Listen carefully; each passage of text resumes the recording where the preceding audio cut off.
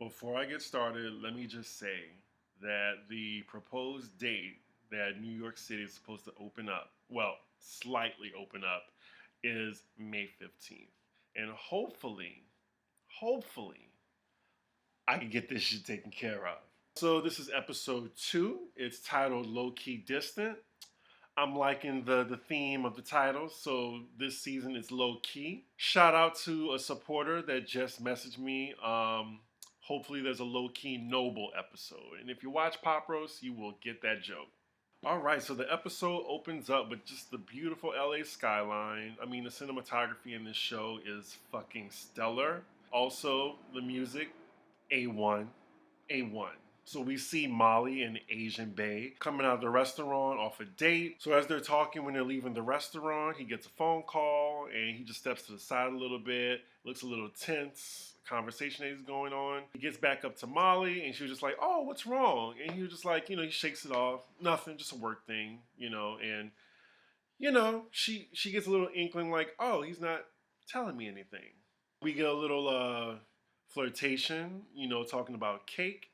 And then, woo, this sex scene, even if it was 6 seconds, it made me try to think of someone to call because that was a hot ass scene. And then the smack, and then we get into the episode.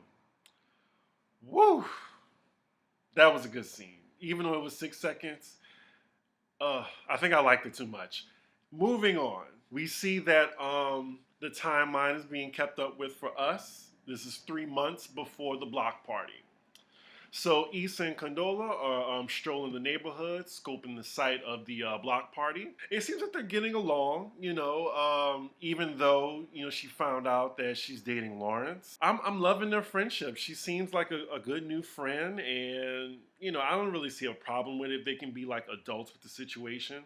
Again, personally, I don't think I can do it, but I'm glad that they are working on it. Lawrence comes up, and awkwardly, they finally get it out, just being like, "Oh, well, yeah, I just want to get out the way. It's fine." So we both know that they're cool with it. And they even make a joke about Lawrence, like having mayo on fries or whatever, and they just laugh about it, so we think everything is good. Meanwhile, we get to a scene with all the ladies of Insecure. Apparently, it's Halloween. It's fall in LA. I guess they want to keep us up with the timeline. You have everyone dressed up. You have Molly as Gabrielle Union, as a Clover from Bring It On, of course. Tiffany is Cleopatra. Kelly, of course, is Baps. Holly Berry from Baps. So with Issa, I didn't know what she was. So I went online and apparently, correct me if I'm wrong, she's a character from School Days and they were called like the Jigaboos or something like that. I really got to watch that movie for the context because I know that is not an acceptable term. Please don't take my black card away. I've seen a lot of good black movies. I just have not seen School Days. I was like maybe 4 when it came out, 4 or 5. So give me a break. Kelly is still funny as fuck. Like, just hilarious. I love every scene Kelly is in. Like, she takes the scene away. Like, she really is the comic relief of this show. Amanda/Tiffany, she kind of fades in the background. Like, it's just so crazy that, she has so much depth, arguably. But with Tiffany, it's just like her character is very, like, one note most of the time. So we get to Molly discussing Asian Bae. And let me just say, I'm only saying Asian Bae because the show calls him Asian Bae. Like, I know his name is Andrew, but just for, consistency, I'm going to say Asian Bae. So, yeah, let's just get that out the way. She's talking about, like, how she just doesn't feel, like, close with him yet. And she wants to get to know him more. And he just seems really closed, distant, as you will say. And, yeah, I think that Molly seems to be searching again. That's a constant theme. Like, everything just has to go Molly's way. It's Molly's way or the highway. And I was going back and forth with this. Like, yeah, if I'm dating someone for a month, like, I do want to get to know you under the surface. So I kind of get it. But just with Molly's track record, it's just hard for me to be, like, completely on Molly's side on this one. So Issa even says like, girl, like he making you laugh. And he put the D down. Like, what's the problem? And much like the audience, like, yeah, that's what I was saying. But I get it. And then we have a great phrase of, she says she's gonna put the pussy on pause. And yeah, I guess so. But I'm just waiting for her to fuck it up. Like, I feel like it's gonna just be inevitable, as we will get into it later. The next scene involves TSA Bay, the larger gentleman from the first episode, and it is another sex scene. And I'm still like, and it's a hilarious scene, very real. I will say the look on my face when he said booty button. Booty button. Now see, I'm not of the heterosexual type, but I'm guessing that straight men, they love, well, they don't want to say it, but they love to like have, yeah. So that was interesting. That was interesting that they addressed it. I would love to see I wish I was on Twitter when that scene was happening, because I'm just really curious as to like, well, if I have any straight men followers on here, can you please explain this scene to me? And is it like a thing? So then afterward, at least Issa is getting hers. That's what I gotta say. Apparently they can't find the condom. Yeah, it's inside of her. And then we have a lovely mirror interaction with a very gross ending. Meanwhile, across town, Asian Bay is fine. Mm. Apparently, he works at Live Nation, and Molly's plan is to have him open up at her house for like a chill date at her place. So we cut to her office, and we see that she's still getting the cold shoulder from her bald coworker that she fucked over in season 3. Not really sure where we're going with that. Meanwhile, across town, you have Condola and Lawrence on a date, and it comes up that Condola was talking about him to Issa about like just how he likes his fries. So then Lawrence is just like, "Oh, y'all talking about me? What y'all saying? What y'all talking about?" It creates some awkward tension between them, and apparently, I guess it's not okay for her to discuss, him with Issa just to like break the ice or whatever. I mean, from my standpoint, it looked like nothing was deep. I mean, she wasn't saying like how his stroke game was to her. She wasn't telling his business to her. So I just didn't think it was necessary for him to be offended. But again, I'm not dating a woman. I'm not sure how straight men think sometimes. So maybe he like felt some type of way that I don't understand. So then we cut to Lawrence and then the guys of Insecure. Like he's telling his problem about his ex and his current girlfriend talking about him to each other. And let me just highlight Chad. Chad is basically the male version of Kelly, and again, he eats every scene that he's in. He's hilarious, and he's kind of easy on the eyes. Like Chad can get it. Chad can get it. He's asking them for advice, as well as Derek, Tiffany's husband. And it seems like Derek is the one who's like, having actual good advice to give. So from this scene, I don't know. I'm just thinking, Lawrence, I'm just not the biggest fan of him. And I think he's a little bit of a narcissist. Honestly, that's just my opinion so far. So he doesn't want to come off sensitive to Condola, and he doesn't want to come off petty to Issa. But he really does want to check Issa about bringing up his name. Issa and Condola are finishing up a meeting, and it just so happens to be where Issa is supposed to be meeting Molly for lunch or dinner. Molly gets there, she was just like,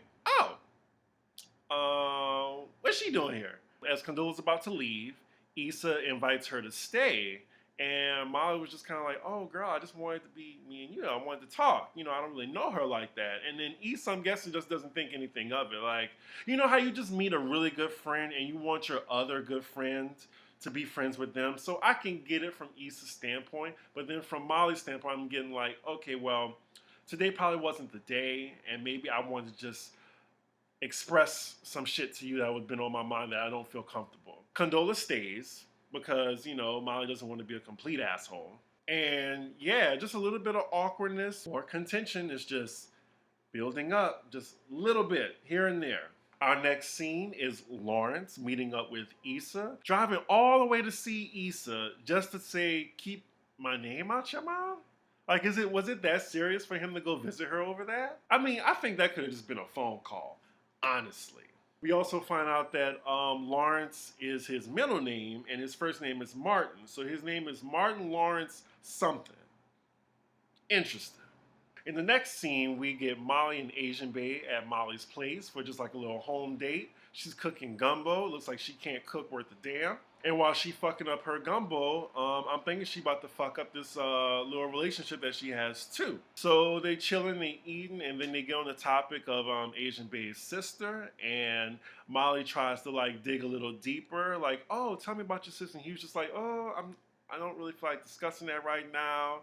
And then she's like, oh, you can tell me. And then he was just changes the subject. And now Molly, puts it out there like, I just feel like you're a little distant to me. And I feel like everything's just surface with us. I want a man with depth. He didn't take that too well. And he was like, everything is an issue with you. And then he just, he leaves. He escorts himself out. I'm kind of torn. At least she came to him, and told him directly. I don't know. Like, again, I'm just going by track record because I've been following Molly since season 1. I love Molly, but sometimes I think she can be in her own way. Maybe she's being impatient because some people, it takes time. It takes time to open up. Maybe they've been together for I'm thinking a month and a half. So I get it. It's just hard. I'm torn on this issue. Y'all let me know in the comments how you feel. Like, was Molly being too pushy, or did she have, was she justified? Meanwhile, across town, Issa is meeting up with Condola for a Schoolboy Q concert. She's in the car waiting on Condola. She messages Lawrence saying, she calls Lawrence and asks him, did y'all discuss this? And he was like, no, don't bring it up to her. And I'm like, okay, well, now y'all having conversations behind her back now. That can cause trouble down the line. So then we have Molly calling Issa about what just happened. And Issa can't answer the phone, obviously. And she said, like, oh, girl, I'm going to call you back. Again, I feel like Molly's thinking, why can't she just talk to me now? So it really seems like there's a series of minute, instances and events that are just nicking away at their friendship. And we're just seeing a slow build to why they're not fucking with each other anymore. So the next scene, we're at Molly's job, and we see that there's still friction with the bald guy at her attorney's office. They finally talk. She apologizes. He kind of, reluctantly takes her apology. Now, I'm looking at this scene. Is it just me, or is there a little bit of sexual tension? Is there, I feel like they saving this, they building it up for something. I could see them getting together in some form or fashion. I'm calling it here first on the second episode, so let me know if I was right. I can't wait to see. So we get to the next scene, and Issa and Molly are on Runyon Canyon, it looks like, which is, if you haven't been to LA, it's an LA staple. You go to Runyon Canyon just to even sightsee or jog or work out, etc. It's like an LA staple. Topic of Andrew, aka Asian Bae, comes up, and Molly's just telling Issa all what happened that night, and then when Issa finds out, she says, oh, you always finding a problem, huh? And she tries to not lay it on Molly. She tried to not even tell her opinion on it. You know how you just have those friends who are just like, you know what?